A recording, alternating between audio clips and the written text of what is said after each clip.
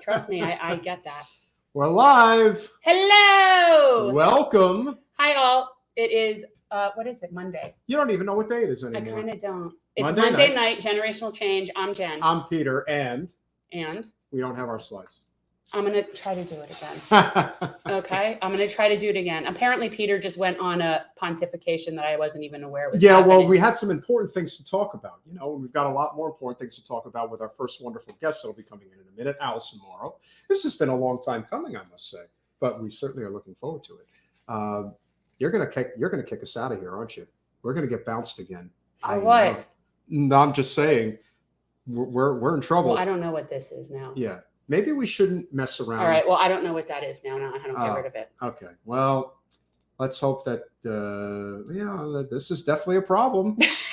Oh, wait, it's something wrong with this program.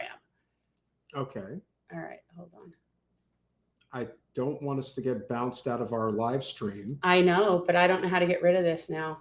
I don't either. Well, I don't think ending the broadcast would be a good idea. No, but I don't know how to get it. Oh, there you go. What'd you do? That was good. Don't worry about it. I think it's just the magic of knowing that I'm not the worst at tech, I guess. No, but it's like it's way out of my comfort zone. And okay. Normally we do have it. You know, that has happened a couple of times, but then the past few times it worked perfectly again. So I thought it was resolved because that's happened before. It's almost like once you do it, you can't do it. And then, yeah. So, of course, everybody has been talking about the nonsense that took place at the Oscars last night. But, of course, that's not real news. No. And somebody who's coming on the show will tell us that it's not real news, but it's entertainment and it gets ratings. I don't even watch it anymore. Like, I just find it kind of gross. To me, it's just like this disgusting testament to our gluttony and our fucked up priorities. Sorry. And to me, it's just like I don't want to condone that nonsense. So that's why I choose to not watch. I don't glorify people like that. Like it's just there's something very wrong with us people. Well, that's exactly why we need to be worried about things that have no bearing on our daily lives. Yeah. Hopefully, if it's a talking point, it's a talking point for 5 minutes. But as our first guest, Alison Morrow, is going to tell us, they will bleed this thing as much as they possibly can, literally drawing blood from a stone. If it bleeds, it leads. So if you can draw blood from a stone, you will. And this story, unfortunately, is distracting from really important stories. So without further ado, she is the host of her own YouTube channel, Alison Morrow, I Quit TV News. Well, you know what? I think what she's doing is awesome. I do. And also, Alison was also fired from her job at the Washington, I want to say it's the natural, like, environmental no, because of what she was doing on her private show about and what she was saying about COVID and using, talking about science, and it got her fired from her job. Boy, she's looking pretty good now. No, but that's a big problem, people. It sure is. Alison Morrow, welcome to Generational Change. Hi, thanks for having me. Absolutely. So tell me, what was the name of your agency? I know you worked for an agency that fired you. The Department of Natural Resources, Washington State. Washington State Department of Natural Resources. I knew it was natural something. Yeah. So, I mean, I caught a clip of you talking about how that happened to you. And we are constantly dealing with censorship. And what's amazing is how people are talking about like the canceling thing, when in fact the bigger issue is what this is, which is just actual corporate complete censorship of everything. And so talk a little bit about that, like what happened to you at that, when you were talking about COVID and the kind of things you were saying, which were, science-based. It wasn't like you were, talking crazy talk. So talk about like what happened with that job, because the censorship is a problem. It wasn't even really what I was saying. It was the people that I was interviewing, what they were saying. So basically my bosses who are government officials, so they are actually bound by the First Amendment in a way that a private corporation is not. They didn't want me publicly associating with doctors and scientists who had different opinions on mandates. Really, that was their big concern because they have a vaccine mandate and they're the wildfire fighting force for Washington State. And they were requiring all of these wildland firefighters, young people, 18 to 25-year-olds in a lot of cases, to get vaccinated. And they knew that there was pushback on that. I mean, it was very obvious that there were going to be a significant amount of people who were going to choose that they were just not going to come back and and fight wildfires in Washington State because of this mandate. So even though I never talked about my job shooting videos for them on my private YouTube, channel where I was doing the news analysis stuff, there was literally people were surprised that I got fired because they didn't even know I had a job. So I wasn't talking about it. I wasn't representing them. And I wasn't even really saying myself a whole lot. I was just seeking out opinions that were different because the focus of my work really is censored ideas and censored people. And so I want to know what they're saying because my former profession of mainstream television news, I realized there was just this bubble that I was living in. And so now I'm kind of on this journey of trying to figure out what I didn't know. And so a lot of that means seeking out opinions that are unpopular for the establishment. And then those are ending up to be the ideas that are censored. So really what my bosses were the most concerned about were the people that I was bringing on, doctors and scientists who they felt like were undermining their policy to require, not just wildland firefighters, all staff. But I think that's going to be where the rub really comes this year, because we're going to see what happens, how that mandate affects a state that already is really deficient in resources already, and now is cut itself its nose off to spite its face. Yeah, it's interesting. You were only talking about mandates, not about the actual science of the vaccine. Like you weren't questioning efficacy of the vaccine, but just like that's amazing. No.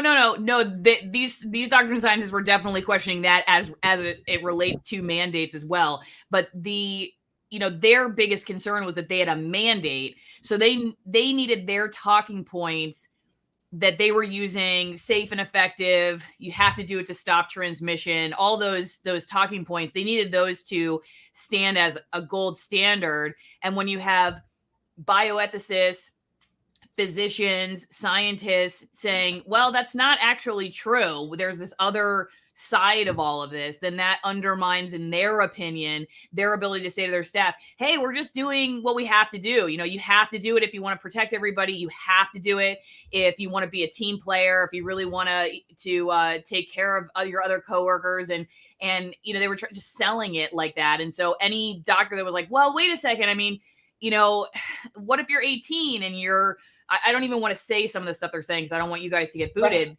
But yeah, but these were not like one of the people that was mentioned to me by my boss as very concerning was a guy who runs the medical ethics. Well, he used to run the medical ethics department at the University of California, Irvine, and was suing over his natural immunity. He didn't want to get the vaccine because he already had COVID. He was citing natural immunity. He's a medical ethicist. He runs the medical ethics department at a major academic institution. Why can't you hear from somebody like that? He's not just some bozo out on the street. Even still, why can't I interview a bozo? I mean, seriously, it's my personal time, right? It's like I thought we had this thing called the First Amendment. More and more, I'm starting to wonder. Like my husband was saying to me the other day, like we're talking about some of the January 6th defendants who have been in jail and not even been charged, and it's like been a year and a half later. And he was like, well, this violates your citizenship as a U.S. citizen. And I'm like, well, I guess citizenship doesn't mean what you think it means. And it reminds me of that quote from Princess Bride, that I don't think that means what you think it means about inconceivable. It's kind of the same thing. I really started to wonder nowadays, and my bosses were government officials and they didn't think twice about canning meat. Yeah. We're speaking with Alison Morrow, and I think you bring up a great point. I think a lot of this has just become so hyper-political. They feel like they can't admit that they've made any mistakes because that would be sort of giving a victory to the other side. And they're trying to hang on to this for as long as possible. I mean, we were very adamant like 6 months ago, even basically saying, look, we're vaccinated, but we are not pushing for mandates under any circumstances. Like, you guys do not understand what this leads to and the type of control the state. People who think that the state doesn't want to control you just hasn't been paying attention. And it even becomes even more interesting when we see what's happening with the way that the media is dealing with the issue of Ukraine right now. I saw your video, by the way. It was very, very well done. Basically addressing how, even something like this, everyone has to be broken up into factions. Mm-hmm. Like there is no unifying message anymore. You can't have it. If If the uncle in your family is a Republican, whatever side they're on, I'm on the other side. I don't care how foolish I look. Mm-hmm. And it's not even like you're arguing opinions anymore. You're arguing almost the moral essence of your value as a human being. So you're not sitting at a table over Thanksgiving dinner just saying like, well, I'm a person of equal value of you, but we have different ideas about this. It's like, I am superior. You're a total moron. You're evil. You're ruining the future for my family. You know, it just goes, it's gone totally bonkers on looking at the idea, but the person as the idea now. Like the person is the idea instead of it being a person with an idea. And so we look at the person now as somebody who's just totally anathema. I mean, after the 2016 election, I remember even seeing coworkers of mine, these are people in the news business, that were saying all this stuff publicly. I'm like, about people who voted for Trump. And I'm like, I mean, that's fine, I guess, if you think that. But I mean, they felt like it was okay. Like they were morally obligated to write all of these things. And I'm thinking, this is how journalists are thinking, that like, you have to unfriend this person. You can't. So of course, the people who are watching the news, I feel like that subtext is affecting the people who watch, because I think we're sending that message. I mean, if we as journalists thought that, we started really, I think, I don't know, maybe 6 to 8 years ago, there was like this new phenomenon that occurred where you were a good journalist if you silenced ideas that you had decided, or like your people had decided were fake or just bad for society, instead of the way it was when I first started, which was, you were looking for the ideas that were counter narrative, because that was what was new. That was the essence of news, was like, who is dissenting, who has a different idea. And now it's like the role of the journalist is to find those people and sort of excommunicate them, figure out how to write something that kind of socially excommunicates them, ideologically excommunicates them, and then signals to the public that if you talk to somebody like this, kind of like what my bosses did, there will be consequences. And I think in that way, just my theory about all of this is that with that, then the people divide themselves. And so those that benefit from division, from that kind of divide and conquer perspective, they don't even have to do it anymore, because we just do it to ourselves. We divide and conquer each other, and then we just keep fighting each other, and they're just they could just sit back and have a mojito because they don't have to do anything anymore. We do it to ourselves. Yeah, we talk about that all the time. There was a poll that was done, I want to say maybe like 3 months ago, if it was even that long ago, where it basically, they did a poll based on your ideological lean, which is either Democrat, Republican, or independent. How much do you trust mainstream news? Between independents and Republicans, both numbers were either under 30% or right around 30%. With Democrats, almost at 80%. Mm-hmm. Why is there such a chasm when it comes to mainstream news from your perspective? Why are liberals in particular so ready, willing, and able to believe what is being fed to them on MSNBC and CNN? The best theory on this one that I have heard, I think, comes from Matt Taibbi, which is basically that like the journalism profession went from being a blue collar working class person's job to now a position of sort of elite academia and power, frankly. And so there's just this power class. They run in the same circles. They go to the same colleges. They just start thinking the same way. And it usually tends to be that kind of neoliberal establishment way of looking at things in the sort of academic world. I think it's not necessarily like even, I don't know. I don't even know if it's really left, to be honest with you, because I have a lot of my audience I would consider on the left side of the spectrum, but also kind of in the same establishment skeptic world as the populist right person. So I would think they would agree on a lot. I don't even know how to use left and right anymore because it doesn't seem to fit that well. But I do think sort of that, like, I don't know, just neoliberal, which is almost a lot like a neocon, that sort of perspective that just kind of, I don't know if it's because they just all kind of birds of a feather flock together, and then and they don't get out enough, and they're not like representative of working class, middle class Americans anymore. Even though what's weird about it is that you don't really make that much money in news unless you're somebody that's way high up. So my guess is that there's just this authority, this sort of embedded idea of we are authority figures, just like the government, just like these tech oligarchs, just like the Department of Health, these Fauci medical professionals that espouse that kind of whatever the sort of mainline perspective is on COVID, for instance. And we have a responsibility to align with each other and kind of fight the war against disinformation and against people that are trying to worsen what's going on without realizing that they are that. It's like almost this psychological projection where all the blame is put on like YouTubers or other other people that really have very little power, and they're like, gosh, what do we do with this? And you're like, well, wait a second, you're the mainstream news, like you have way more power than that person who's got 60,000 subscribers on YouTube. Why are you spending so much energy on trying to get people kicked off of YouTube? It doesn't make any sense. But I think for some reason they feel like for whatever reason, they love to believe that kind of victim narrative that, they have to fight back against this fake news thing, and are just not introspective enough, even to this day, even as ratings continue to decline, even as they see the comments in the comment section. I think they almost sometimes think like this is exactly the reason we have to keep at it, guys, because look at all these ignorant people who would be lost without us, Yeah. We just have to keep at it. Don't the peasants know their place? It's, you know what, this is the biggest problem. And we talk about, they're so sanctimonious. Mm-hmm. And there's this like whole class thing that they've created out, like you said, it's like that used to be a career. I actually went to college for journalism. I did that for a while. I have an appreciation for it.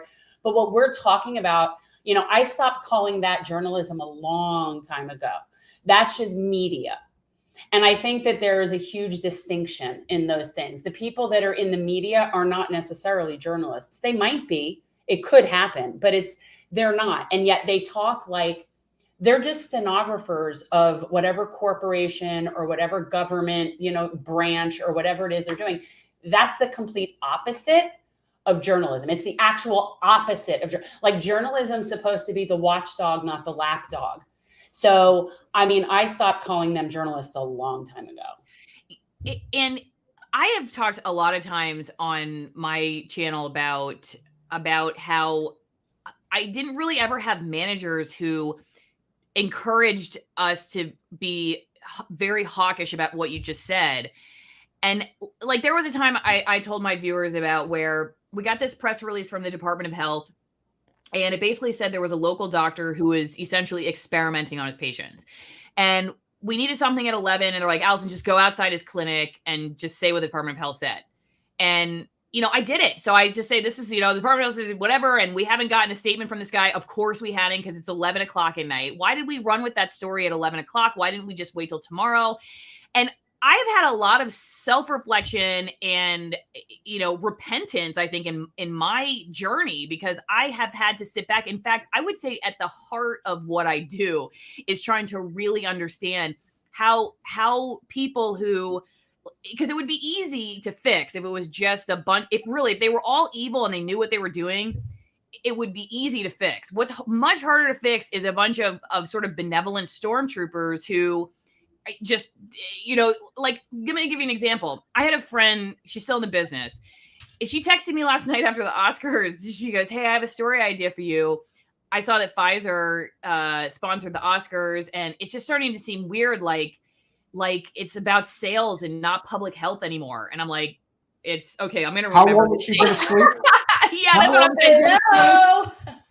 March 2022, and like I was just like, hey, at least she woke up, Alison. At least she's there. That's what I said, actually. I'm like, hey, it took you a while, but better late than never. And she's still sort of teetering on it. But like, to your point, why did I say that we should trust the Department of Health more than this doctor? And so one thing I tell people a lot is, with the decline of like investigative journalism and the funding of investigative journalism and just this sort of meat grinder news cycle that we're in, where it's just like something has to be different every 90 seconds, and you give a reporter a couple hours a day to know what they're talking about, it keeps people, it's just like an opiate, an intellectual opiate, where you know, you're just trying to get the job done, and you have to eventually amass enough knowledge about something in order to see what you don't know. And then that's what hopefully convicts you. And that's what happened to me.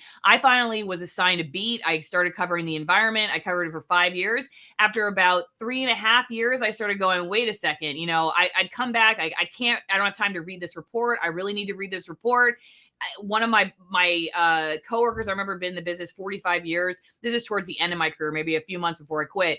She goes, well, just say what NBC says. You know, they usually are right. And I'm like, that's not, you know, no, I literally was like one of two, if not the only full-time environmental reporter for a TV station in the entire country. There's no way somebody in New York City knew about the Clean Water Act more than I did. I needed to read the Senate report. I didn't have time to read it. So I basically went on air like, well, this is my best guess, but I don't know. And I got sick of doing that. But see, I had to get enough knowledge to realize that I didn't know all this stuff that I needed to know. And I think a lot of reporters, they're just churning it out every day, and they're believing this stuff because it's basic psychology. And they're, you know, I think the system itself does not encourage, it just doesn't encourage intellectual pursuit. Not just the time, but, you know, when you start speaking against what your coworker is saying, you start getting kind of the side eye. I mean, nowadays they go to training. I mean, they're in training now for how to think about some of these big topics, race or whatever else,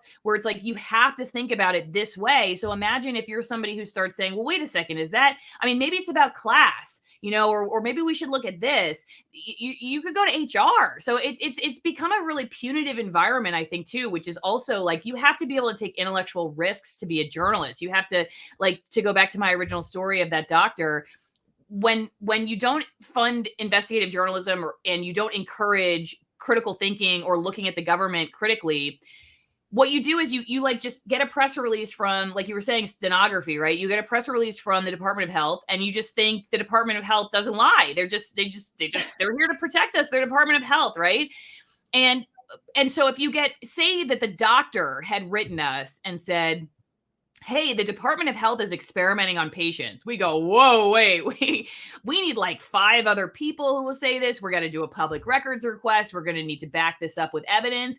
And then that story will never run because we don't have time to do that, right? That's how those stories never make it to air, because it's like, we would hold that doctor to a much higher standard than the Department of Health. But the Department of Health sends a press release and we go, oh, you know, it must be true. And then we just run with it. And so you could see how, like, why do we look at the Department of Health and say, you have better intentions than this doctor, and so we'll just repeat whatever you say? Whereas if the doctor said you were experimenting on patients, we'd be like, whoa, you know, we really need to make sure there's evidence for that. Why do we do that? Again, to go back to that, like, idea that we just see ourselves in these same circles of societal authority figures. I think that's got to be it. And the leadership in newsrooms just doesn't encourage journalism, you know, people thinking critically about that messaging. Yeah, and I think it's an excellent point. You know, look, that people can have their opinions about Fauci and, you know, whether what he was espousing was correct. There were numerous instances where he was double speaking.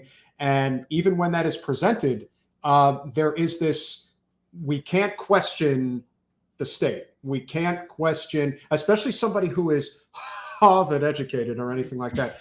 They have this idea in their mind that just because you go to, you know, a top school. What if there was Rutgers? Yeah, if there was Rutgers, then all bets would be off.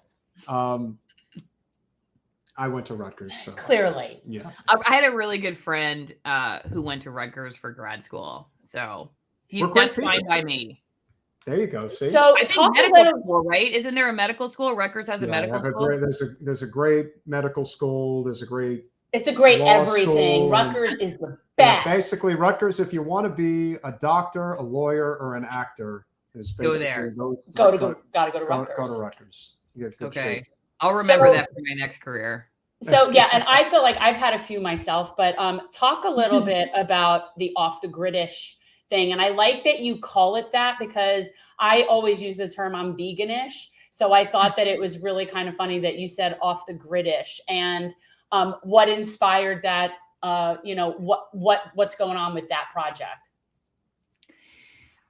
I think it's a lot related to the same journey I was having professionally, which is just wanting to really know more about the information that I was engaging with, the life that I was living because of that information. And more, I realized that like the stuff I can really know is right outside my window. I can really know what I plant in my garden. I can really know what my horses are doing. I can really know what my toddler's doing. I can really know how to have healthy soil outside my house. I can know what my neighbors are doing, what my neighbors need, what can make my community better locally. The farther away I get from my own land and from my own neighborhood, the harder it is for me to know what I'm doing, like how my ideas or how my money is affecting the world around me. And so I think the idea of sort of like, we bought this Airstream, which we started renovating, which has come to a grinding halt because we had a kid, and hopefully we'll start again soon. The idea of like moving into that and then building a family homestead and everything was both. I think it really was an offshoot of my journalism career, and that it was like, okay, I just want a full stop on this intellectual bubble I've been living in, this world of not paying attention to details, really. I mean, it's sad to say as a journalist, but just going through the motions every day, just trying to like get your job done and like change the world, but like you don't even really know what you're talking about. I mean, like honestly, I one of the things I said about the news business is if we had just gone on TV every night and said, "Welcome to the 5 o'clock news. Thanks for watching. We had 2 hours to put this together, so this is the best we could do with 2 hours. Take it with a grain of salt. We don't know what we're talking about, so you should definitely do your research." Like if they started every newscast that way, then I would say that's accurate. That would news be fine. Disclaimer. It's a news disclaimer. Like just say, my problem with them is that they just, like us. I shouldn't say them, but like us, like as somebody who participated in that, is that we were not honest with the viewers. We believed in a lot of ways that like we were the authorities. But like I said, that started to break down for me when I started to realize like, well, that's not true. I mean, we were told that person's crazy, but I just talked to that person. Like I saw them at a conference, like they're not crazy and they're making some interesting points. Like who else? One of the things that really started to end my career was, my bosses loved that I was really into food. I'm really into food sourcing. I'm really into knowing, buying direct from our local farmers and ranchers, and then like eventually, hopefully, growing, significant amount of food ourselves. And they love that. But like, if I would poke holes in like the USDA or Monsanto, that was totally fine. But then like the doctors who I was following on that particular topic, what I thought was interesting was like they were coming to Washington State to participate in this conference. This was about vaccine mandates before COVID, because there was a debate over whether they should remove exemptions for vaccine mandates in Washington for schools. And I didn't know that there were doctors who even talked about this stuff. I thought every doctor said every kid should get every vaccine, and that's just the way it is.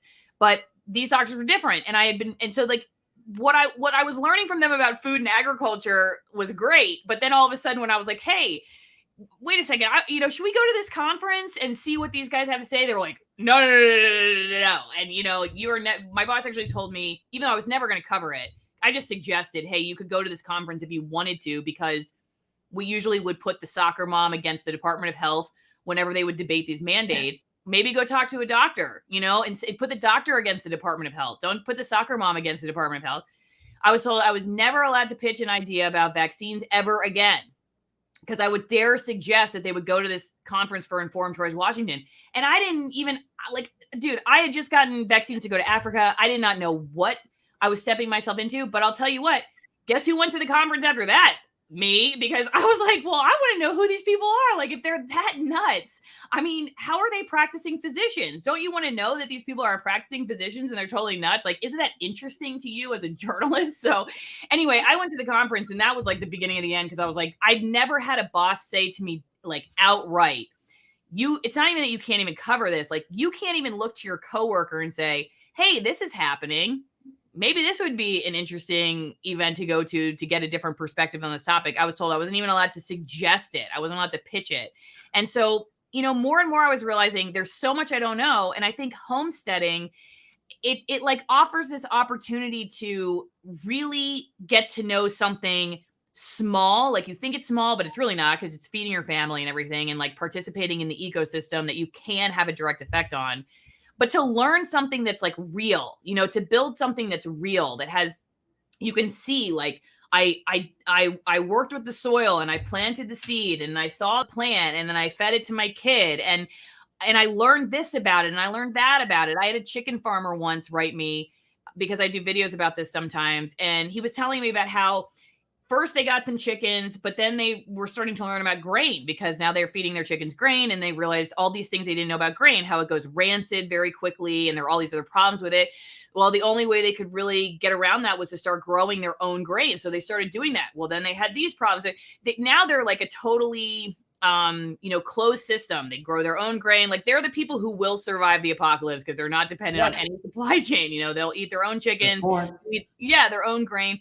And I mean, there's just something really cool about that, because those people can say, we know this topic. Like, we may not know what's going on between Ukraine and Russia. We may not know what's really going on with COVID, but like, damn it, we know how to feed chicken. We grew our own grain. Like, we know where all this comes from. And I think that to me is really cool. Like, invest your energy into something you can really know well and has an actual like cause and effect on the environment, on your family, your neighborhood, and I think ultimately your soul.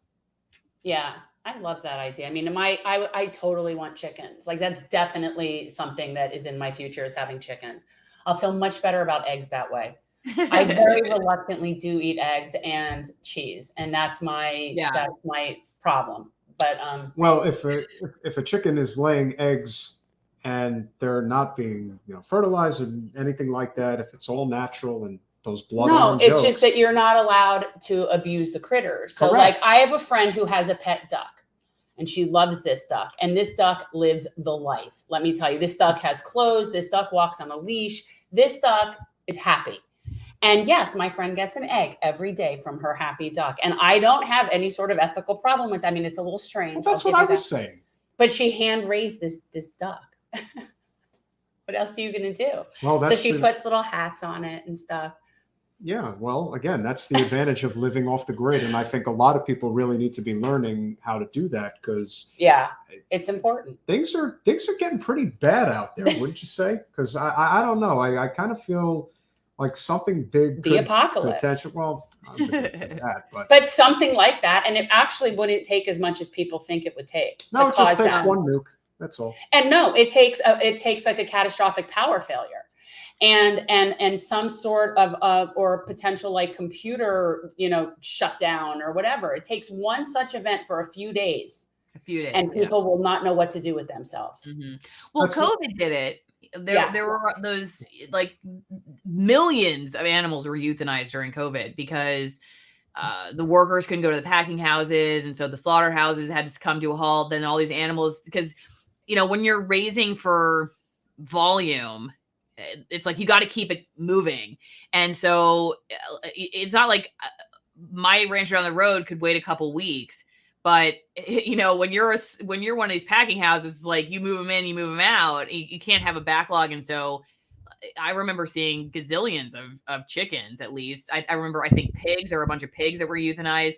And yeah, it's just such a waste. And it is a really vulnerable system. It like the further out, again, like we were saying, the farther out your dollar goes, the farther out, your food or whatever else, there are a lot of pieces that can break off along the way. And like, if you try to shorten that that supply chain, and so there's only like 1 or 2 vulnerable spots, then it's a lot easier to, I think, be resilient. Now, even we are gonna our friends who right now are like full-time farmers, they're raising their prices because there's like just the cost of just driving to the market, or going to our meetup spots or whatever is up. And there are supply shortages for like the grain. Like if they're not growing their own grain, that's happening too. So even if you're buying local, it does have an effect, but less. You'll probably have less of an effect than if you're just going to the grocery store and expecting Tyson Foods to be there.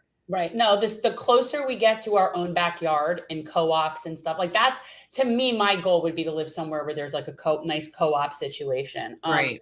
But yeah, the closer we get to those types of like little centers of sustainability, that's where we're going to be able to like survive. I think ultimately the fossil fuel thing is going to get to an untenable point in humanity. I don't know if it'll be in my lifetime, but when you start messing with the supply chain, like you said, we've seen this, and most people will not be able to survive because most people, especially in the urban places and coastal cities and all those like sanctimonious people that probably have never changed a tire, all of those people are going to be really out of luck when there's fossil fuel problem and the transportation system's just like out of whack.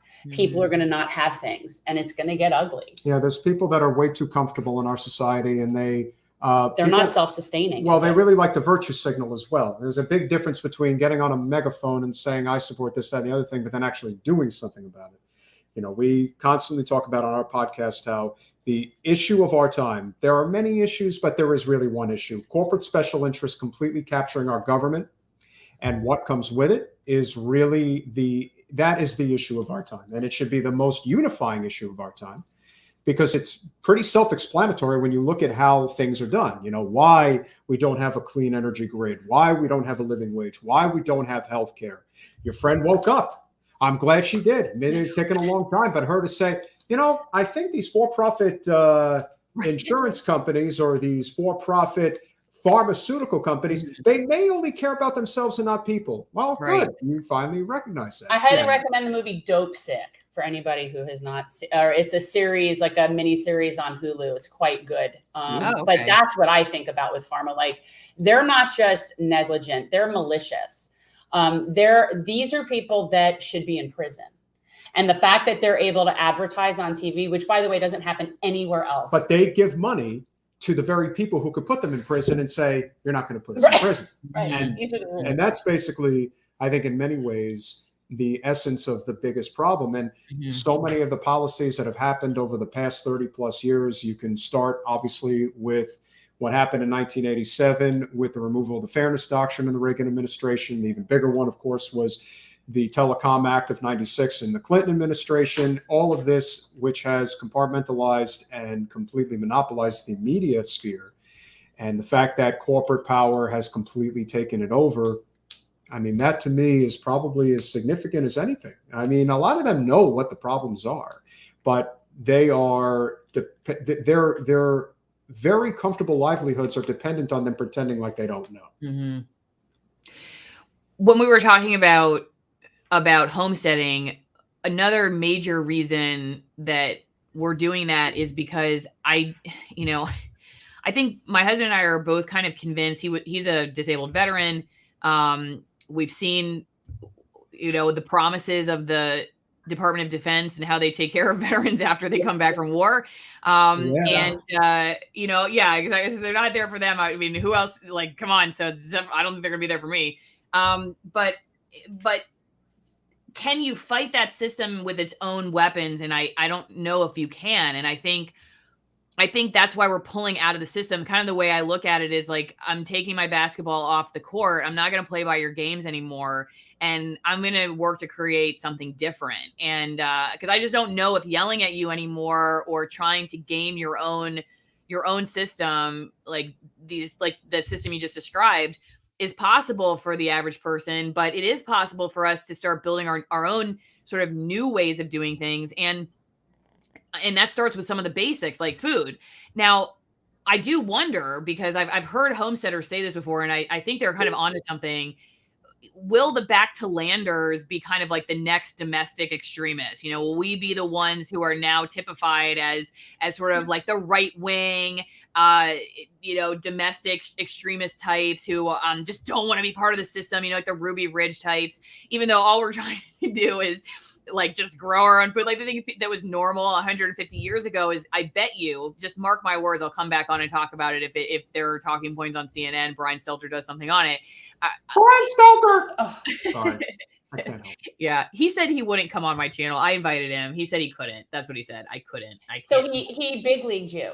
Is what you're saying. Yeah. But I saw him on someone else's. I know. You know, he's been our bootlicker before. We've had him as a bootlicker, and every time I put his picture up, I do this superimpose this little beanie with the spinny thing on top of it. It really fits him well. Well, if you go to his Twitter, it's really interesting. His Twitter picture is probably from 20 years ago, 15 years ago, and I mean, it's like, it's I don't know. It's just interesting, kind of the image that he projects to people, and like, who is the real Brian Stelter? But yeah, I'll tell you who Brian Stelter is. He is the definition of the emasculated male who is willing to do anything and everything. No butt he won't kiss, no boot he won't lick, to have comfortable life. He is as talentless as any host I have ever seen in media. And yet he looks 45. He's actually 35 and he acts 15. And to me, the only reason he's there is exactly why a lot of others in the media are there, because they are ready, willing, and able to do exactly as they're told. Yeah, that's true. Yeah, that's totally true. Yeah. My response to my friend last night was, be careful asking those questions. You know, you might get fired. So she goes, that would be my luck. And I'm like, well, no, that probably really would happen. So yeah. You know, especially like the company that she works for, that I used to work for, they have these initiatives that they like, these partnerships they do with the government. Like they see that as totally normal. Like let's or the like the hospital systems. You know, my old station does paid content from the local hospital. So it's like they're literally paying for content that is basically hospitalist kind of big pharma content, and we run it like it's news. So that's just totally normal. It's very weird. And again, once again, like I wish I could tell you, because like I said, if it was just money, that would be like a much easier problem to fix than sort of like this more metaphysical problem of the people who are just the lost. You're just like the lost soul that's just kind of like wandering around, and you think you're doing something right, you think you're benevolent, you think you're helping people, that's why you got into the business, and yet you're not. You're like participating in this very evil messaging and propaganda. And until I have it, you just that's how you sleep at night. I think without question that there are going to be more people like you that are going to eventually break away from what's going on, because I do think that there are people who are starting to get the sense that the what is it that's at the gate? What's that phrase? I don't. The Trojan horse? No. I don't know what you're talking about. But basically, what's at the gate? The commoners are at the gate. Whatever the specific phrase is. But people are shining their pitchforks. They are, and we're really at the point now where we're kind of. I really think the people with power are really tempting fate with how this is going to happen, because it's everyone's thinking, oh, well, there isn't enough buildup. Well, to be honest, it could happen from the smallest thing. It could really just completely spiral in a way that is completely unstoppable. And I do think not only your transition from where you were, but the fact that you have learned sustainable agriculture, I think is something that everybody should be doing. I don't even care if you live in an urban city dwelling. You really should learn how to live off the grid. It's important. It is. We should be teaching kids this in school. We should. That's another big issue. We're having a whole conversation about education in a little bit. Alison, it's been a real pleasure having you on this evening. If there's anything that you want to plug, anything. Yeah, what are you working on? What are you working on? Well, I just got another video removed from YouTube, so it's probably not the best place to find me. And it was from 2 years ago, so. They go through your old videos now and decide they don't don't follow the policies of today, and that's totally fine with them. I'm hearing, one of my subscribers told me that he's heard from other content creators that people are like losing their channels and getting locked out, but then the channel will reappear, but they can't get into it. And wondering if, like, is this YouTube's new thing where they're going to have like ads and monetization of channels where they're still making money off of it, but the creator has totally lost influence and control over their own work? And I know I'm sure that's like legal in their contract that they make us all sign, right? They basically are like, you've given us your first child in order to be on YouTube. We own all your stuff. Like, we can do whatever we want with it. But it just seems really like, a snake move on their part. So don't necessarily go to YouTube, but you can go to any other platform and find me. Just look for my name, Alison Morrow. So what you're telling us is that us using YouTube is not such a good idea. So have a backup. Yeah, you know what? Patreon, right. Guys, Patreon. Yeah, Patreon. But you should have a backup for them too. Okay, that's a good point. They boot people off of there. We definitely need to have you back again, specifically to talk about censorship. That would have been a topic that probably would have covered at least 45 minutes. But we hope you will come back again. We hope you've enjoyed it as much as we have. And thanks, guys. Absolutely. Thank you. It was nice meeting you. You too. Have Take care. All right, bye. So she was pretty cool. She was lovely. As Jen likes to say. I do. So I want you to do that and put that up, and I'm going to go run and grab it because that's what has to happen. All right. So that's what's going to happen. So share screen. I got to run. I'll share screen. All right. Hang on. That's what I'm trying to tell you. We'll be right back in 1 minute, guys. Go there. Go there. Do it the old school way. Do it the old school way. And then go in a slideshow presentation, and then it'll be up. And then, yeah. Yeah, we're old school here, guys. Okay, give us 2 minutes. We'll be right back. Yeah.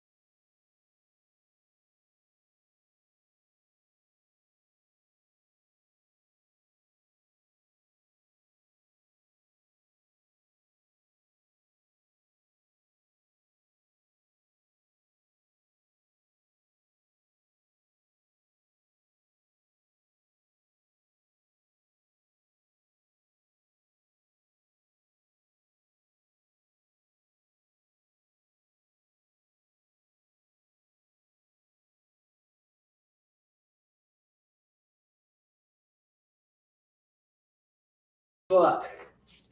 And we're back. We're back. Yes. I wanted to get my book. People know normally I do audiobooks, but in this case, I actually Kindled. So I wanted to make sure that I got my Kindle because I highlight. I take notes.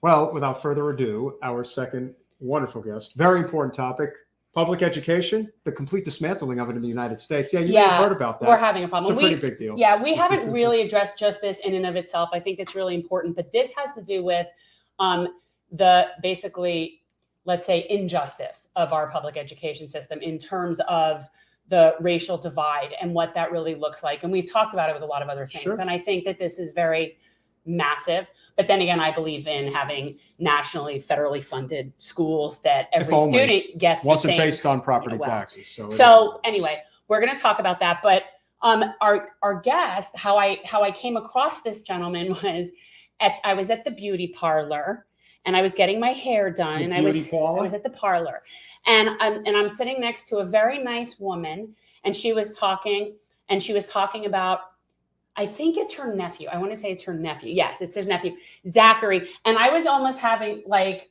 you know, your cousin Jeffrey at the Parks Department kind of thing from Uncle Leo, you know, Leo talking about, Uncle Jeffrey. Leo! No, but you got to see what but anyway, so she was telling me that her nephew had a book that he had done about this topic when I told her that I did a podcast. And so I reached out, and then of course I read it, and it's really quite good. So, and you guys, it's a quick read, and it's really basic things we can do in our schools to change this, or at least work to change this. He is the author of Dismantling a Broken System. Zach Wright, welcome to Generational Change. Hi, thank you so much for having me. It's a pleasure. Oh. Yeah. So I did you talk to your aunt about did you tell her that I reached out, Matt? Yes, Aunt Sylvia. Aunt Sylvia. And it's funny, my son's name is Leo. So when you say like the Uncle Leo thing. Oh, okay, that is fun. But do you know we're talking about the Sherry? Seinfeld where Of course. Right. And you course. seem like I'm Gen X. Okay. I'm the early 1983, so the Xennial. That's him. Mm-hmm. Okay, so that's him. So talk a little bit. I mean, you're a teacher. You work in the public school system. You've worked in obviously vulnerable schools. I mean, places that are overlooked, underfunded, like, you know, those. And so this book was based on your observations, your experience, and like what things we can do to help. But talk a little bit about what you saw in terms of the injustice, like, because it really is a black and white situation here. Yeah. So I've been in education for 15 years. I've taught in private schools, public school, traditional public schools, and charter schools. And now I teach teachers in Philadelphia and in Camden. So essentially what I saw was, and the introduction of the book talks about a student named Aisha. And what we would do is every spring with our seniors, we would sit down with their list of all the schools, colleges they didn't accept it to, with other financial aid award letters, and we would put into a spreadsheet so that we could see what their out-of-pocket costs would be. And this student, Aisha, was like an incredible student, which I was not in high school, and she was wonderful. Top GPAs, internships, extracurriculars, right? All the things. Got into at least 12 schools and could afford none of them, and ended up going to Community College of Philadelphia, which is a really hardworking institution that sees a dropout rate of over 90%, and she ended up dropping out. And what I saw at that moment was that everything is rigged from the get. Because when I was coming, I grew up in Brooklyn, New York, with relatively wealthy parents, and I never thought about college. It was just what was assumed the next step. And Aisha deserved more than I did. She worked harder and earned more than I did.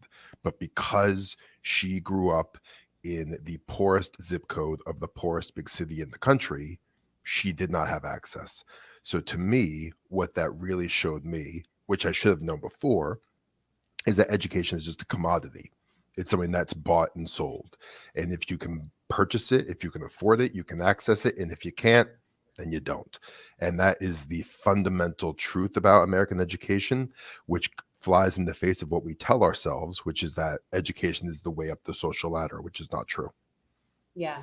And something else that you talked about pretty early on. Now, people know I'm a huge fan of Thurgood Marshall. That's like my idol. And one of the things you talk about when you're talking about Brown versus Board of Education, and it's something I know about regarding health institutions, that desegregation did not help Black communities. Like that, it wasn't something that helped them. And in a lot of cases, it hurt them. I know it affected the amount of Black doctors that were practicing when you desegregated hospitals. And so it really hurt them. So would you explain a little bit how, even though, yes, we agree with separate is not equal, and yes, that's true, but the act of the logistics of desegregation of the schools and what that did? Yeah, it's an incomplete victory, is the way it's been referred to. So because the centering of the conversation about desegregation was focused on, it centered whiteness as the solution. Wherever the white kids were, that's where good education was. So let's move the Black kids to those spaces, right? It didn't center the fact that the solution was solving injustice. It was, let's just get them closer to the white kids. But what that meant was that no school, while school had to take new Black students didn't have to take Black teachers with them. So about 90% of the Black teaching force was gutted. So what you have is a total decimation of the Black education system, which is what we feel today. Black male educators make up 2% of the teacher corps in this country. So what we have, therefore, is we have students of color being forced into schools, taught by people who don't look like them, who very well may have been anti them coming there in the first place. So, but what we do in this country is we teach Brown versus Board of Ed as the pinnacle of progress and solution.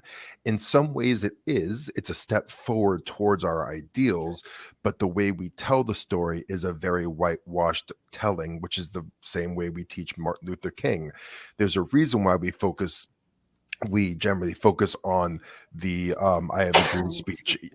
It's a powerful speech, but it also fits into the narrative of colorblindness being the height of progress, and that is not where we want to be. Right. I mean, the goal would be to properly boost up the Black schools as well. Yes, you integrate, let people go to whatever school is in where they are. But the idea is to create funding that's just. And that's not something that we've seen. I want to talk about that in a second. You had a really good idea about like how to sort of deal with the funding thing and the kind of credits to give for different, like, obviously PTSD and life experiences that are trauma. These are neighborhoods of people with trauma that live in trauma. But before that, I just wanted, you talked about Black male educators being 2%. I don't think people understand how important that is, that like, or how like tragic that is, because how important it would be to have, I mean, even if, let's just say our educators were at least proportionate to our populace. Let's say that, which is still be a minority. Okay. But let's say that. So we talk about how important it is for kids to see, like how many of these kids would have benefited from having Black male teachers? Yeah. Well, first thing, we would all benefit, right? Well, right. It's for all children. The second thing is there are reasons why disciplinary disparities are reflective of incarceration disparities. If we view children not as children, but as young perpetrators, as young soon-to-be criminals, then we will funnel them down that system. It doesn't mean that white people cannot teach Black kids. I have taught pretty much only Black kids. But what it means is that in order for me to do so in a just manner, I need to investigate my own the Bettina Love refers to it as interrogating the oppressor within. I need to do my work. Whereas, so if I see two kids of color like squaring up, like fighting, like about to play, I'm not triggered into like, we need those kids suspended right now, right? So those things need to happen. And the importance of, I mean, I'm not going to speak for a young Black student. I'll let folks like Sharif El-Mekki and the Center for Black Educator Development do that. But the idea of not having seen someone who looks like you as a teacher for your entire life, all someone who looks like us has to do is flip the script and try to imagine that. And that would feel alienating. That would feel othering. That would feel not totally safe. It's vital. It's necessary. We need to fix it.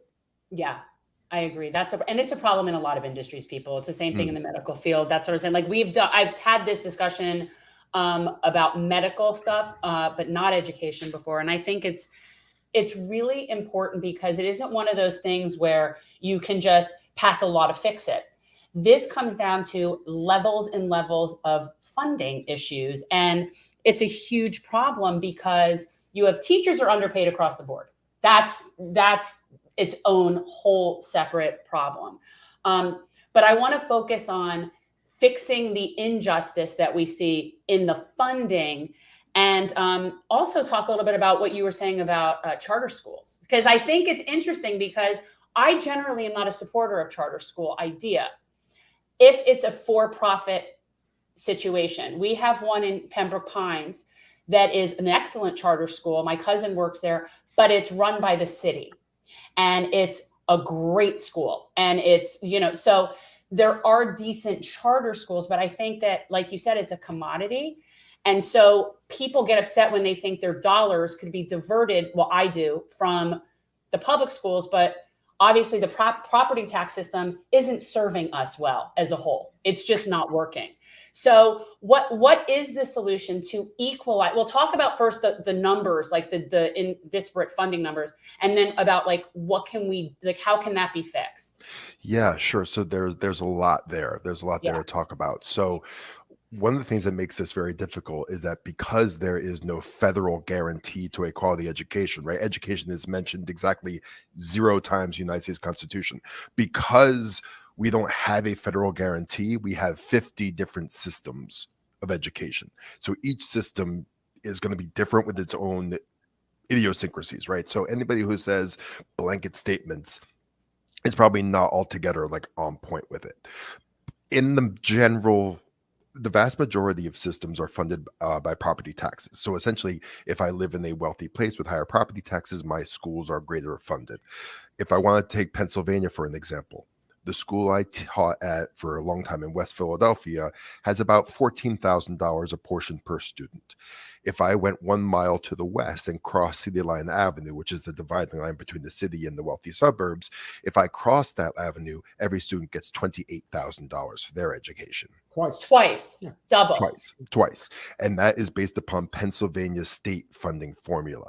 There are some state, and Pennsylvania is pretty much right smack in the middle in terms of progressive versus regressive funding. So there are a lot of states that are worse, and there are some states that are better, but there is no state in the country that is what's called a progressive funding formula. There's no state in the country that gives more to students who need more, right? So that doesn't exist.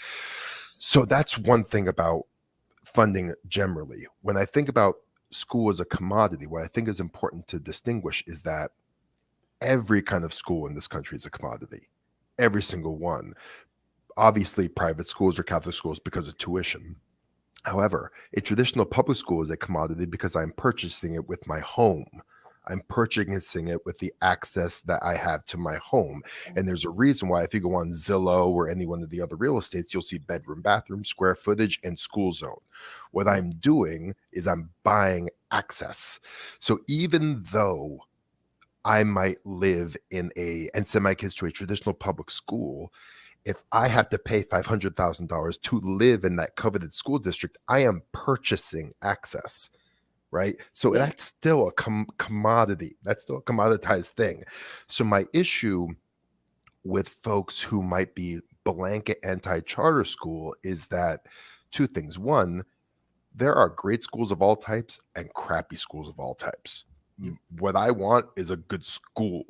I don't care what it is. I just want a good school.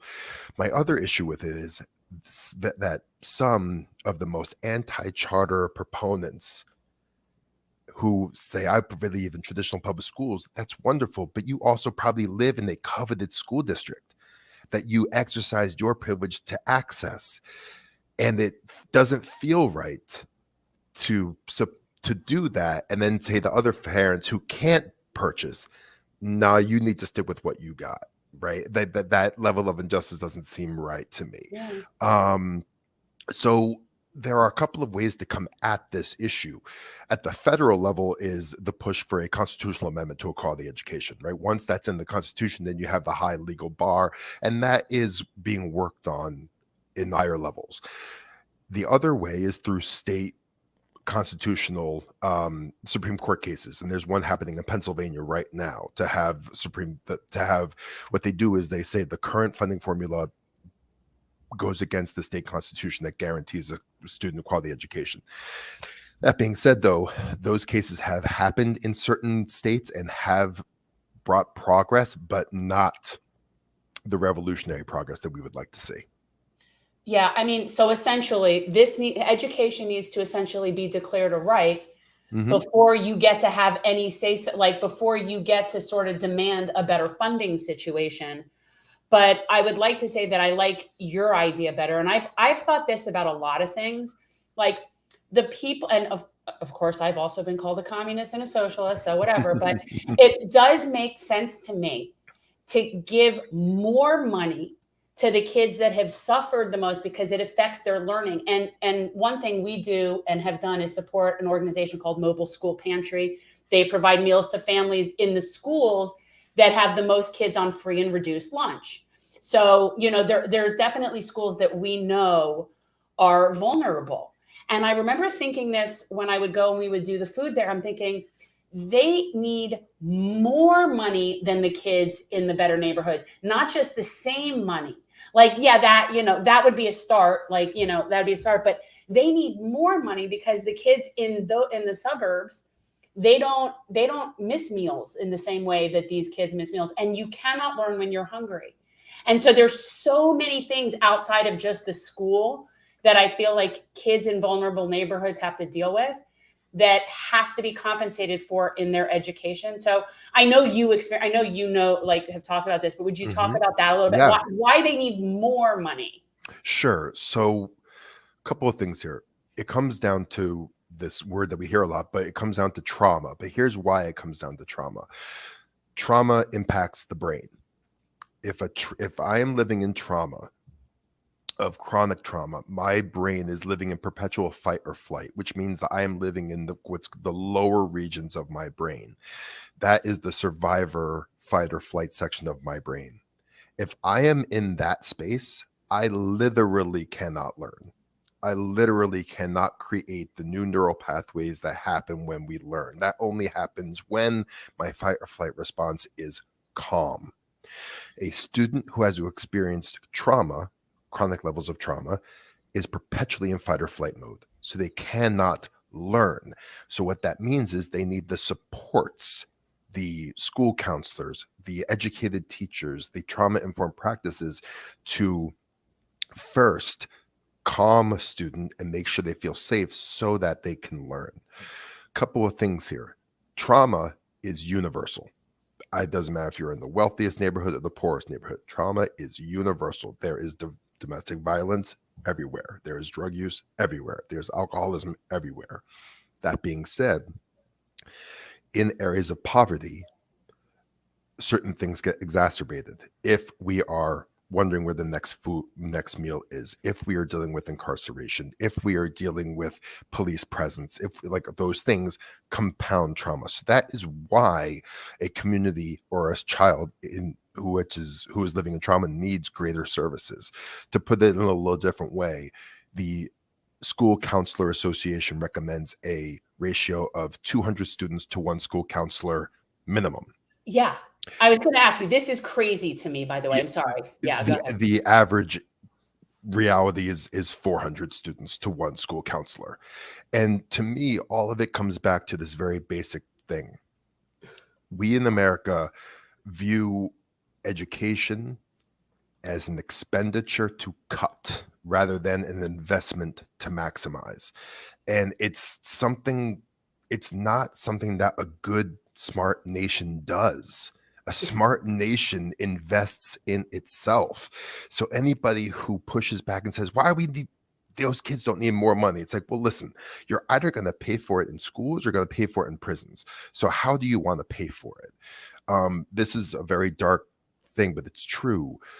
A prison, if they want to predict how many beds they're going to need, looks at the local third grade test scores. Mm-hmm. And if the percentage of students who are behind in reading in third grade is eerily accurate predictor of future incarceration. And race. Mm-hmm. And race and special education.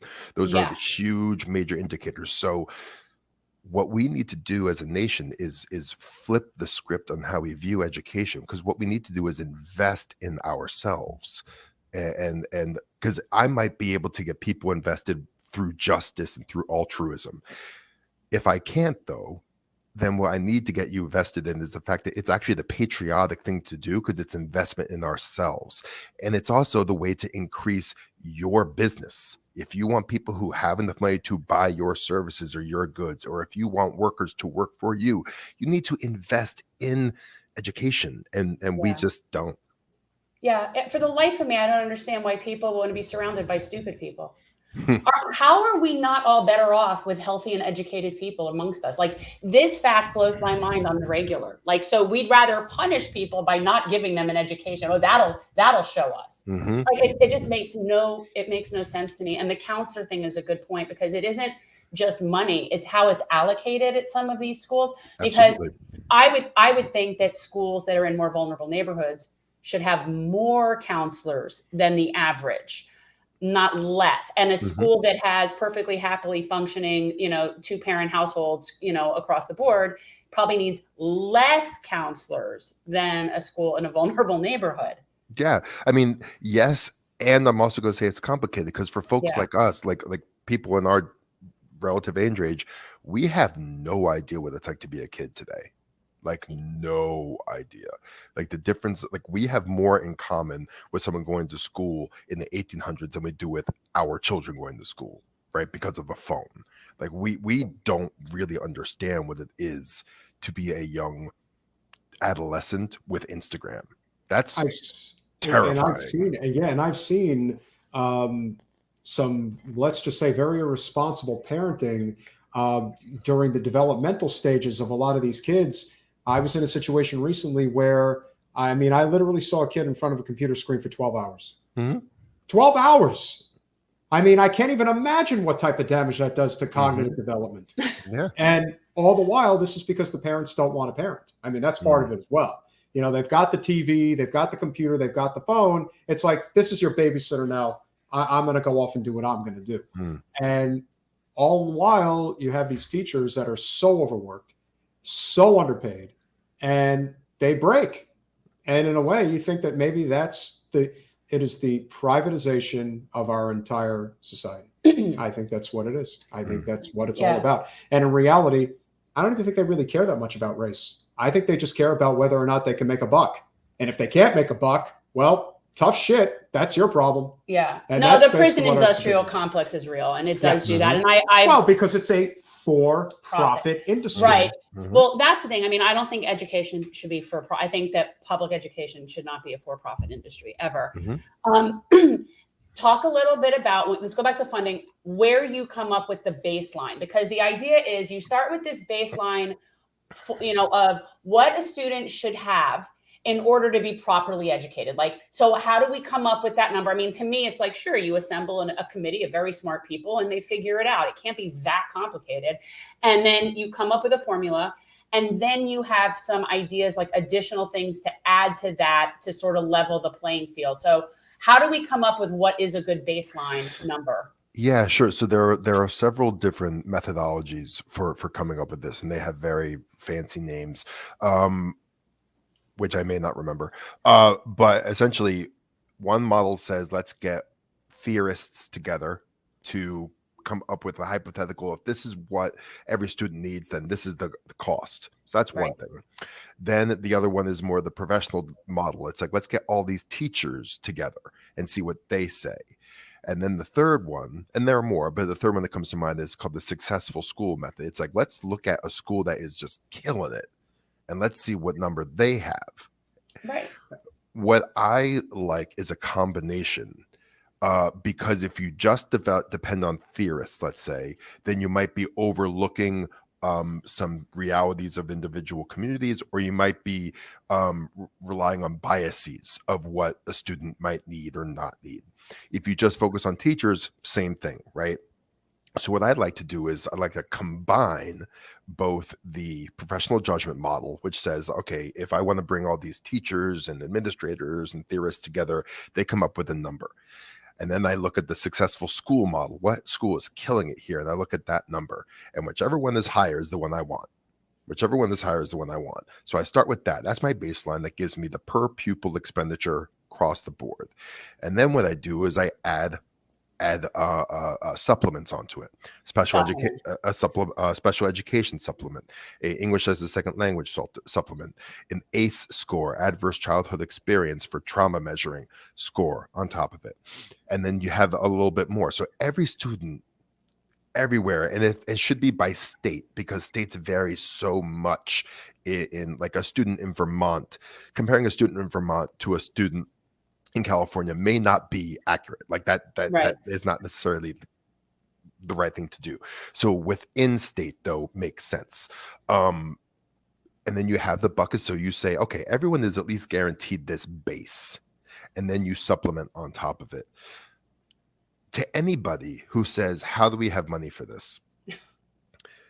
Like Bezos just went into space for fun, right? Like he went to space for fun, like Amazon going into space for fun. The money's there. We need to actually choose to invest in it. The military, I think it's over $700 billion a year. Like we'll take Higher than that. like we'll take one, right? We'll take one, and that would do wonders. So the money is there. It's about, do we have the courage or frankly the will to invest in our future through our children? I have a very important question. Well, no, I mean, this is something that we talk about a lot, is that when it comes to unions, and this is true with the teachers' unions, and not everybody. Not going to hold back on this one, Zach. No, we have some I issues. think Randy Weingarten is a disgrace. We have some issues. Been And a really big problem for the industry. This also comes with the fact that she has way too much political power. She's much more of a grandstander than she is a doer. When initially Jen was running for Congress against Wasserman Schultz, she made it known right away that she has a personal relationship with Wasserman Schultz, who is as corporate as any representative as you're going to find in the U.S. Congress, Democrat or Republican. And to me, that speaks to the greater issue of these top-down approaches that some of these unions have. Now, I don't want to get into the whole Bernie versus Hillary thing, but the one thing that was universally true during that particular presidential primary, anytime the rank and file was able to vote on a nominee, they always voted for Bernie. Anytime it was a board that voted, it was always for Hillary. The teachers union was certainly the most interesting because the teachers overwhelmingly wanted to go with Bernie, but they went with Hillary because that's what Randy Weingarten wanted. So the question is, well, I mean, this was this was from the book, but when we see unions, it's like we want to back them. We're very pro-labor. That's important to us. But please distinguish between when unions are working in favor of their teachers and when they're working in the best interest of students. And those are not always the same thing. And like, I've seen it in my life and obviously in my kids' lives, the amount of teachers that get to just sit there with tenure and never have to do anything, and they really suck. And they're being protected at the expense of students. And so this is a problem. And I want to be supportive of labor people. I am, we are, but like the teacher union is a problem in a lot of cases. Yeah. So let me start by saying that I've worked both as a union member and as a non-union member. So I've kind of worked in both spheres. The teachers union, like every single union out there, has one job, and that is to protect its membership. So the teachers union job is not to do what's best for students, and it never has been. That is not their job. That's not their role. It should be, but it's not. So the idea that to support a teachers union is to support students is not true. That is not an equal statement, because that is not what the teacher union's priority is. The teachers per union priority is, in my opinion, twofold: to support its current membership, and two, to expand its membership. It is a political action committee. It is about supplying, lobbying to get power, right? So that's what it is. So to me, a teachers union that is against any and all charter schools is actually not fighting for public education, and they're not really fighting for kids. They're fighting for their own turf. Because if they were fighting for kids, what they would say is, we love good charter schools. We don't like unsuccessful charter schools. And if a teachers union was really for kids, they would say, you know what? That school that we have been failing for 60 years, maybe we should give it up. Right. But they won't, because it's about turf. So to support it, and we live in this either or culture where I'm either for labor or I'm not. And it's more nuanced than that. Yeah. In the book, I kind of outlined the things that I really do like about some of the teacher union platforms. And I say, but this is not, we don't need this. We don't need, teacher accountability is absolutely necessary. Absolutely necessary. And there needs to be a faceted system where it's not just end of year tests, but like no teacher just gets to coast. Like you don't just get to coast, because bottom line is that's someone else's baby that they're teaching. And like that's the end of the conversation. So any union that is going to try to like keep an ineffective teacher teaching is not doing what's best for the student. And what I say in the book is like there is just one question that all of these entities need to ask to guide their actions. Is this good for the child? Is it good for the child? Is a nationwide moratorium against all charter schools good for the child? Not really. It's really good for the teachers union.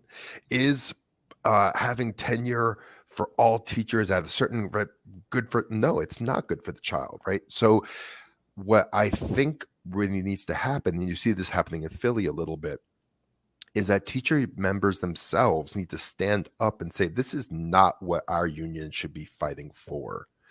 We need to be fighting for something else. And that is obviously going to be a tough road, but it's not an impossible road.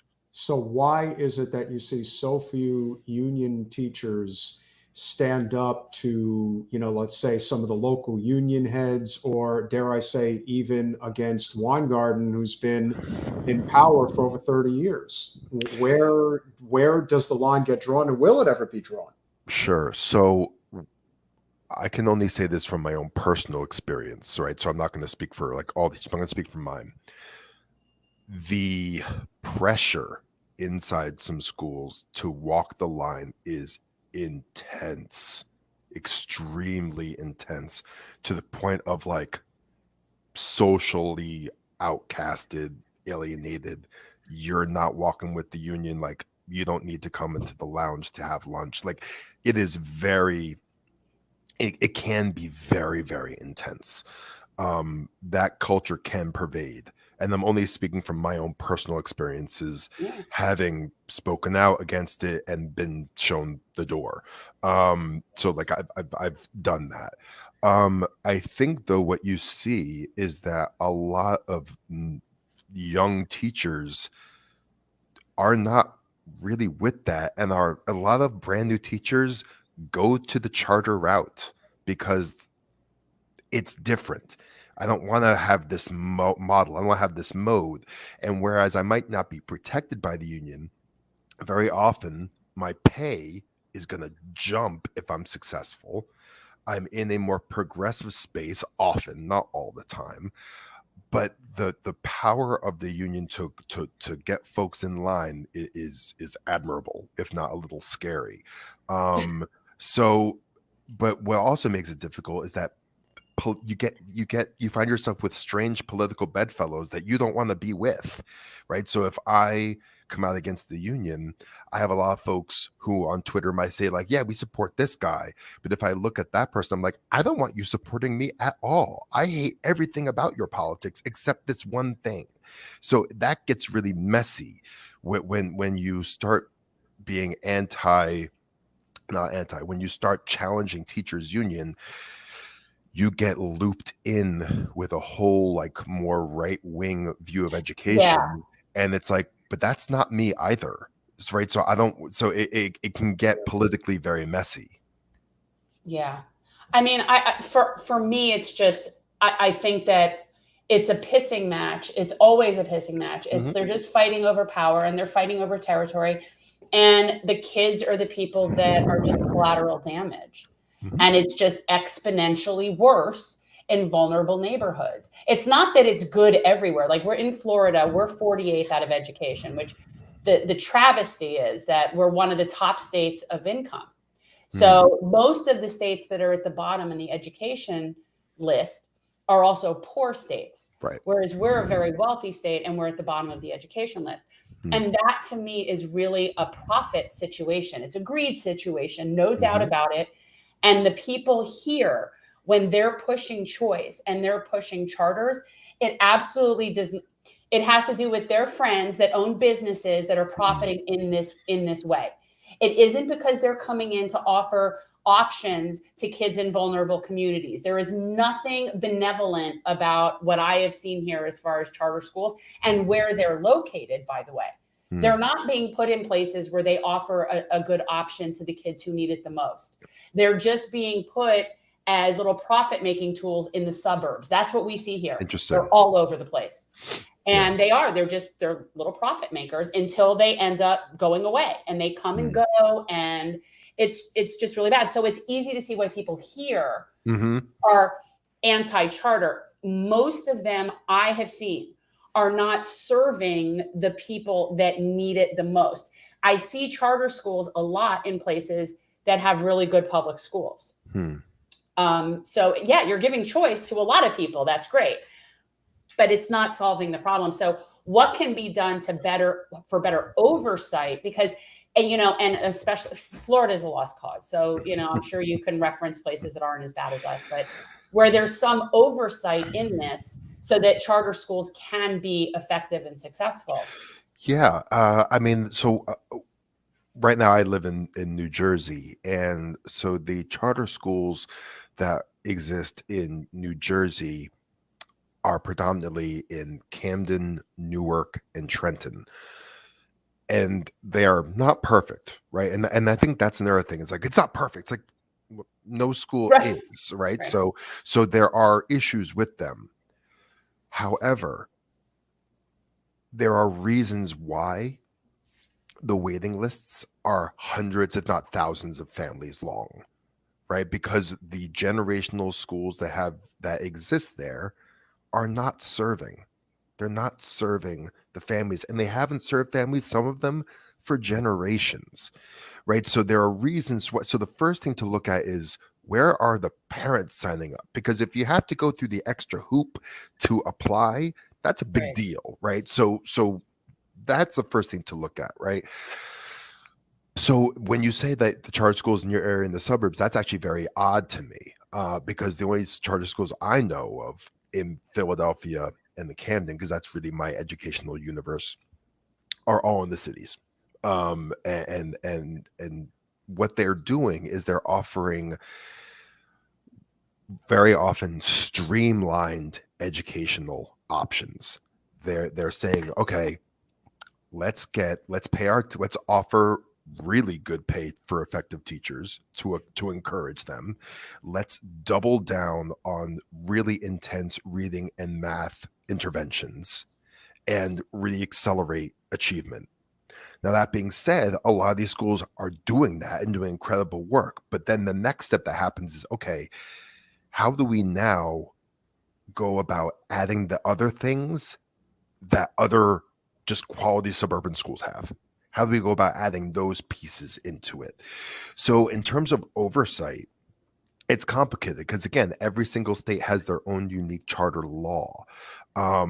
Some states, the money from the state goes to the public school system and then to the charter school. So for Pennsylvania, every charter school gets 70 cents on the dollar for every traditional public school.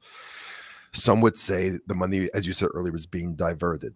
That's one way to look at it. Another way to look at it is, well, that money is taxpayer money in the first place. And that taxpayer money wasn't going to the public school system. Maybe it's my child's education money. It's hard to know what to say. It's hard to know. I can understand both sides. What, to me, it comes down to a very basic thing. I don't begrudge anybody where they choose to send their kid to where they send their kid to school, so long as they are not standing in the way of another family making the same choice for their own. I don't need to live we choose to live in a small New Jersey town. It's not the best. It's not the worst. It's fine. But it's a privilege that we were able to exercise to live here. So how can I go to another community and say, you know what, you need to go to that school when I was able to choose to live here to access this choice? So it's complicated. But what I think needs to happen, and this is where the book comes in at, is that every single one of us can do what I believe is hyper-local activism. Every single one of us can identify an injustice in our own school community and agitate to address that that injustice. Because if we wait for these large things to happen, we're going to keep waiting. But we can all make a stink about an injustice in our backyards and make some progress. Zach Wright, you have been an excellent guest, very informative to say the least. Yeah, We'll guys, check definitely out have the book.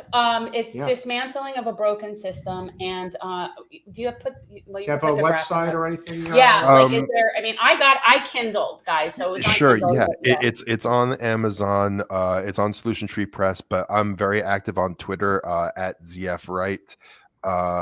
Is on Twitter, and rightsroom.squarespace is my website where I try to keep updating articles and videos and things like that. So yeah, and I just came up with a toolkit for folks to use to actually use public data sets to identify injustices in their own school systems. So that might be a useful thing for folks as well. yeah, guys, it's really cool. I think it's important. And I think that people don't realize that you have a role to play, even if you don't have kids in the school system. You know, like it's this crazy idea that even if you don't have children, again, we're surrounded by people.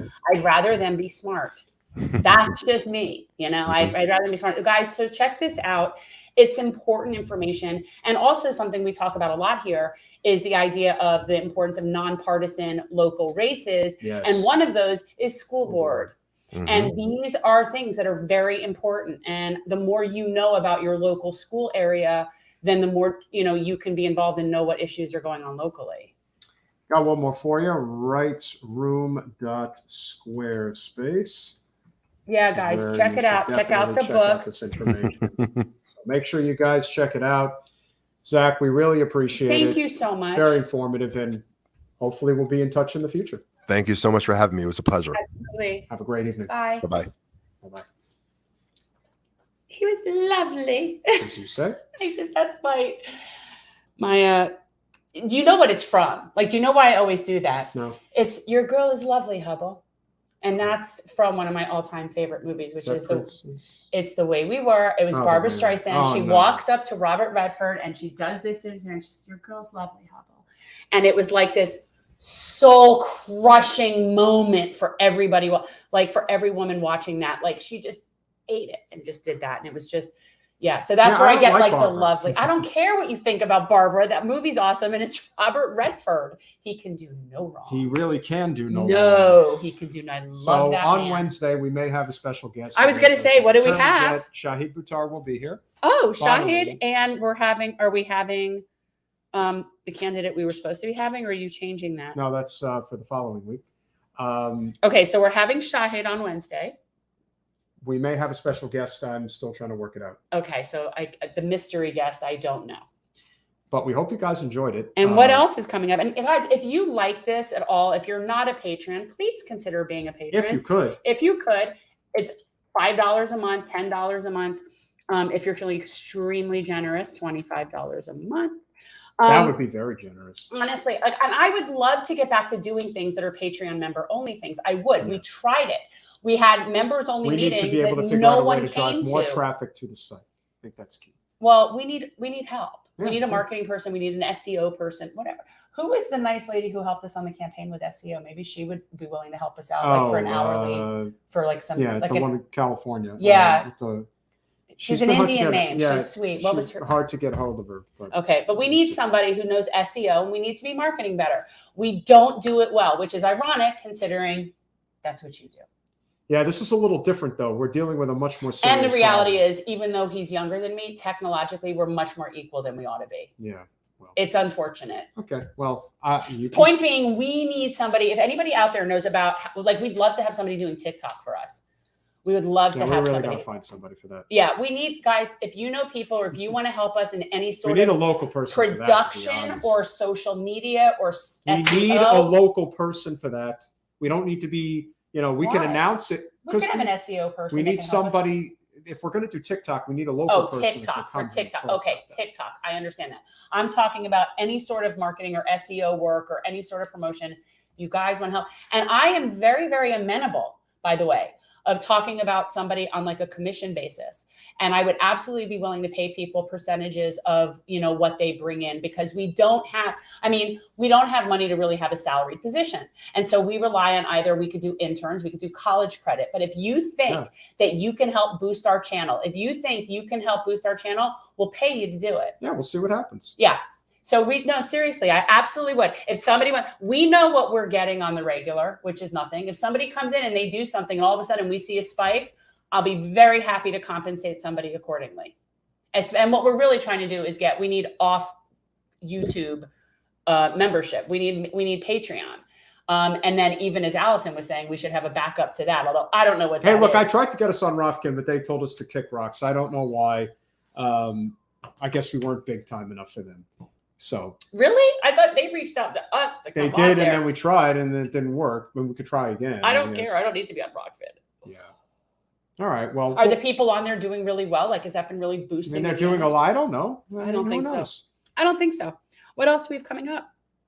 That's so we're having. That's it. Well, we have our 420 event coming up. What do we have next week? Working on it right now. Oh, so that's in other words, you don't have anything else in the pipeline right now. Not at the moment. So, but we always come up with really good stuff, guys. Yeah, it'd be a pity if I stopped doing that. So apparently, you had commented on the Chris Rock and Will Smith thing. I did not know of this until this evening before the show because I saw Kyle did a bit about it. I have a very specific opinion about this.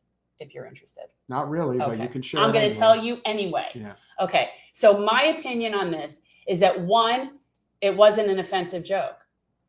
And I'm also going to give Chris Rock the benefit of the doubt that he doesn't know that Jada Smith has alopecia and that he wasn't doing it to be mean.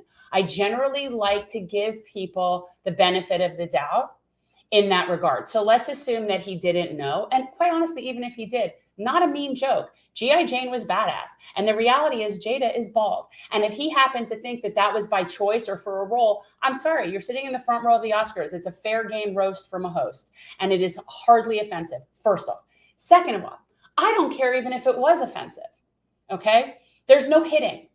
And when somebody gets up and uses physical violence against something that's words, that shows me that that's a very little person who doesn't know how to use words. I would also like to point out that when you saw Will Smith in the first place, he was organically laughing.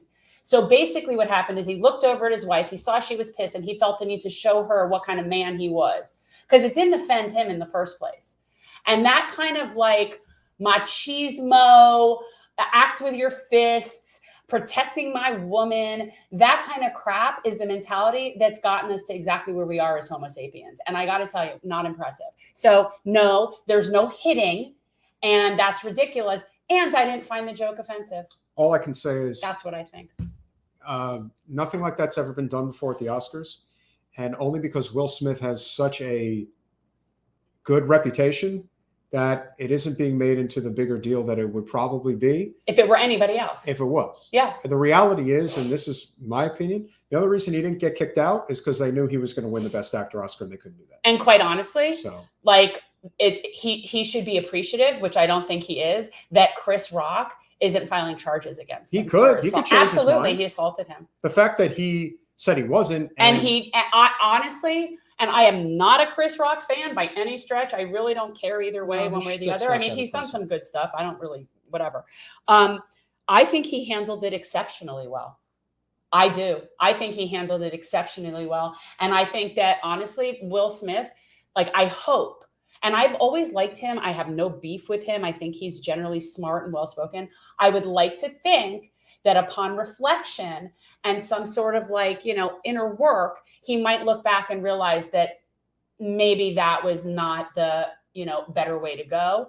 And that maybe I hope he learns from this because I'm sorry, I think it was pitiful. Yeah, unfortunately, this is good for the media. This is good to talk about, and this gets ratings, and it avoids talking about serious issues that affect our everyday lives. Well, there is that. So with that said, we will see you guys on Wednesday. With Shahid and a mystery guest. Possibly. We'll see. Good night, guys. I mean, worst case scenario, you could just, come on and I can interview his bill.